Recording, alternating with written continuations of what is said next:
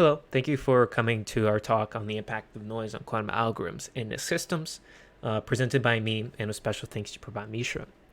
So let us start this talk with some intuition. Imagine a rocket in space with traveling with some velocity and maintaining some position at time t.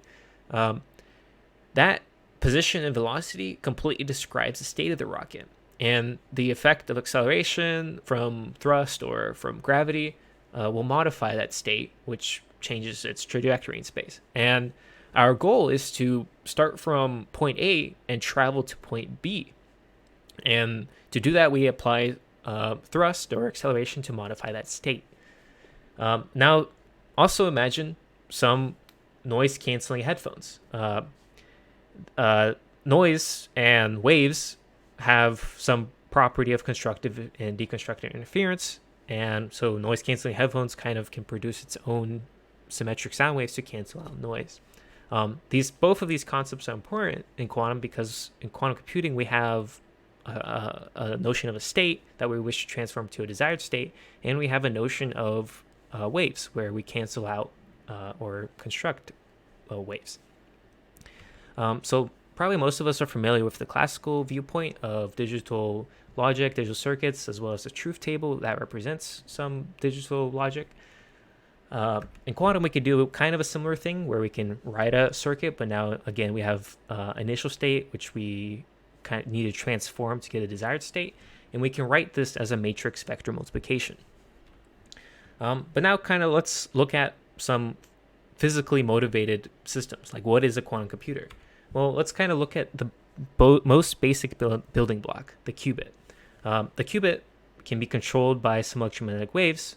In this case, I assume the qubit is represented by a spin 1/2 particle. And we can also have some environmental interaction with that qubit or spin 1/2 particle. Without the environmental action, though, we can see that applying some constant electromagnetic field will give us these nice transition properties between 0 and 1, or 1 and 0 of our qubit.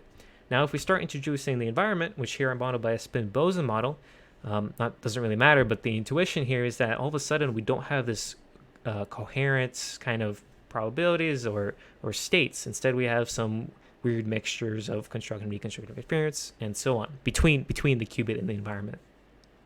So now the question is, if we have a quantum computer, can we derive the noise model in the first place?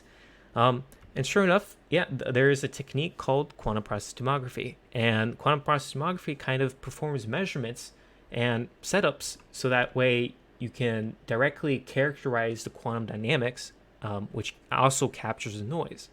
Now the question is, if, for example, we have a NISQ system, which has, by definition, a lot of qubits, can quantum process tomography work? And the answer is no.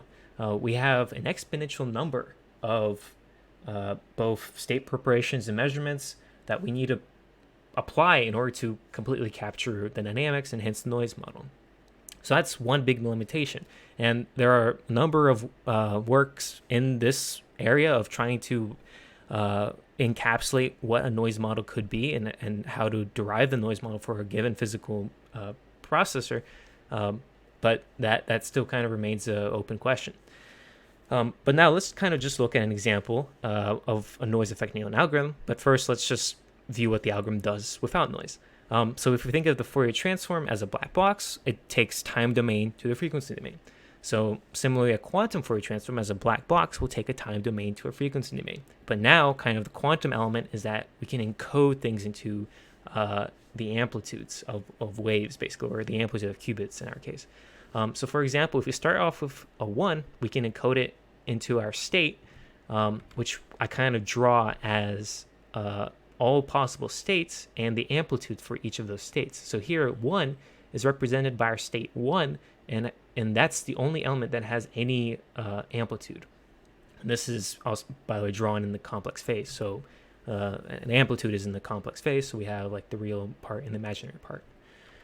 But now let's look at what QFT does. As we can imagine, it takes that 1 and converts it to the frequency domain. So now we can clearly see that this does 1 revolution, and that kind of resembles that frequency, time to frequency problem. But now let's kind of look at what happens if we introduce noise.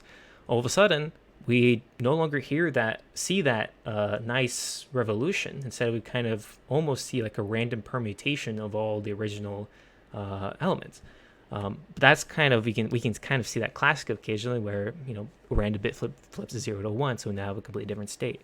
But now let's look at something interesting, which is a phase flip. We can see now that sometimes we do get the correct answer, and that's kind of either from just accidental randomness, but also it could be because of that constructive and deconstructive interference that we see in quantum systems.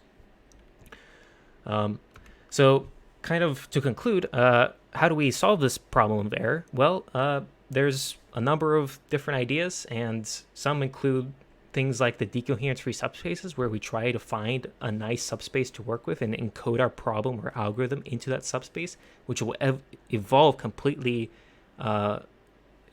removing the evolution of the environment or not considering the environment. Another kind of where everyone's kind of mostly focused on is quantum error correction. And for example, an idea is your qubits, in order to represent one logical qubit, requires some neighboring qubits or multiple qubits to represent one logical qubit. And you can check errors by looking at all those physical qubits. And if an error occurred, then you know how to correct that qubit. And finally, there's a lot of effort in quantum engineering, which also relates to all of these error correction and decoherence-free subspace. Quantum engineering, you're trying to come up with technology and techniques, and as well as computational concepts to remove noise. Kind of concept-wise, there's holonomic quantum computation, for example, where from classical holonomy, we can imagine a walker walking on a sphere, and the direction of someone who walks on that sphere will no longer be the same direction when he comes back. And that kind of encodes this angle, like you've rotated your angle when you walked around that loop. And so we can apply that concept in quantum and perform computation by this notion of walking around a loop. Similarly, kind of a lot of talk been recently about Majorana fermions and bounded states, and this kind of where you physically rotate things in space, and that ends up applying gates or quantum gates. All of these are important, and it's certainly an open problem and kind of the goal of trying to achieve NISQ systems. Anyway, thank you for listening. Thank you for to all these references and to the authors of these references.